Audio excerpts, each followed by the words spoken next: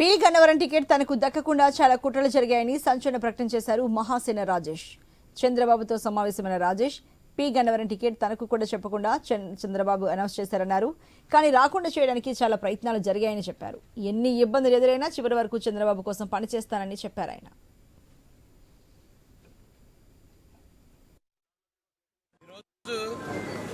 తెలుగుదేశం అధినేత నారా చంద్రబాబు నాయుడు గారిని అమలాపురం నిమ్స్ కాలేజీలో ఉన్న వారి విడిదిలో కలవడం జరిగిందండి.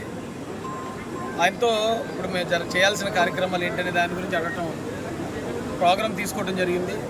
బాస్ మా మీద ఎప్పుడు అభిమానంతో ఉన్నారు, వారు ఎప్పుడు మా మీద ప్రేమతోనే ఉన్నారు.